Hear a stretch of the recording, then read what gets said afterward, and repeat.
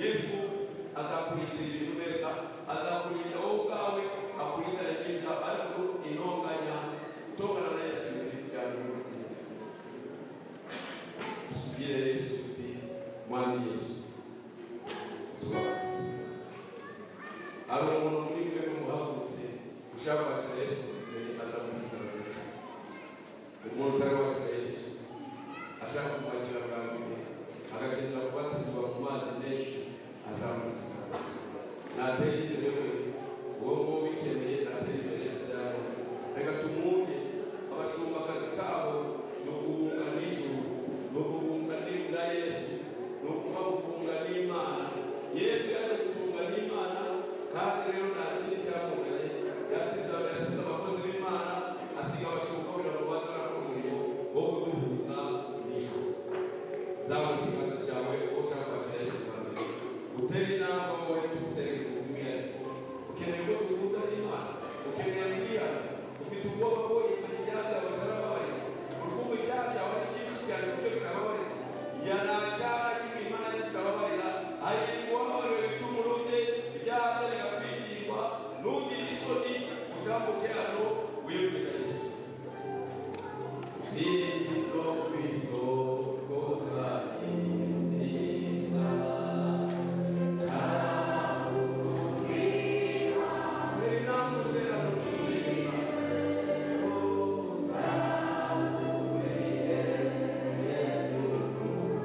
Yeah.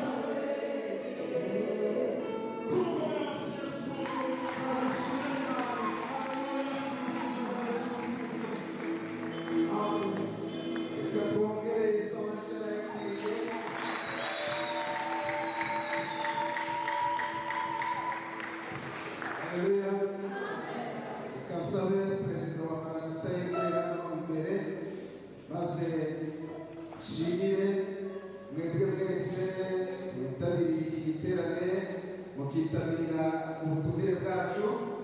Imana ibahe umugisha. Nagira ngo amasaha uje imyambi, niyo mpamvu mwabonye abenshi kubera baturuka kure bagiye, ariko kubera umunezero ni ngaho twatwara imbere, ariko kubera ko tutabiteguye ubwo bitweretse icyo gukora kandi ubu busabane bwanejeje cyane. Ndashimira rero perezida wa Maranatha Ile-de-France, ariko Imana ibahugisha warezwe n'amaturo ibyiza byayo bizi kimwe na niyo nawe yarezwe n'amaturo si byose barezwe n'amaturo kuko ni abana b'abapasitoro. Umurimo w'Imana barawumenyereye bawukoze bakiri bato kandi Imana ibahugisha n'itsinda bazanye naryo. Kandi none Ile-de-France y'ubu abantu bakunda kugira imanza hanini, uyu ni umucamanza, ariko kubera ari muri Kristo ntabwo arya ruswa. We ntabwo arya ruswa. Ubundi bageze mu bucamanza iramu itegeko mugenderaho niyo yaba ari mukuru adafite ibimenyetso aratsindwa. Keretse iyo afite iki ibimenyetso. Yazanye rero na madamu we nawe niyegere hino.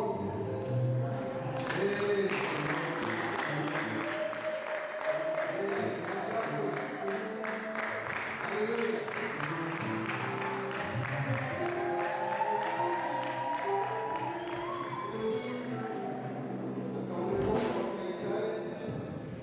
Akaba ari umunyeshuri wanjye kujya mu wa mbere, amwigishije mu wa mbere. Haleluya. Ubwo rero byanejeje cyane, byagaragaye ko yarerejeho amagambo yapfuye ubusa. Yarafashe. Ubwo nshimire amakorali abagiye n'abakiri hano, abakristo muri rusange, Afurika Kora kandi mwakoze cyane, kandi bamugisha. Ngira ngo ibi bitaramo byacu bizajya biduhuza ntabwo birangiriye, ahubwo bizagenda bigaruka, twongere duhure dusabane, noneho tubitegure kare tubihe umurongo neza, kandi birangirire kare kugira ngo abantu batahe kare. Ubwo rero navuga ngo Imana ibahugisha kandi muzadusuhurize aho mu itorero mwaturutsemo, mubabwire ngo muri EBC Rugerero turabakunda. Reka nongere nshimire umuvugabutumwa wacu Sepejeri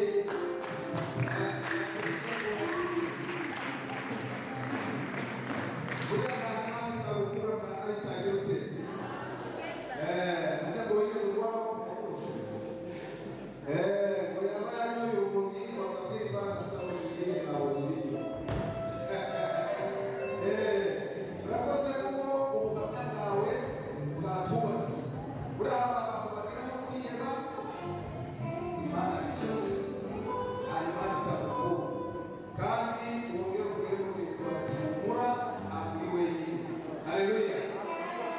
Reka rero mvuze bitewe n'umunezero navuga byinshi, ahubwo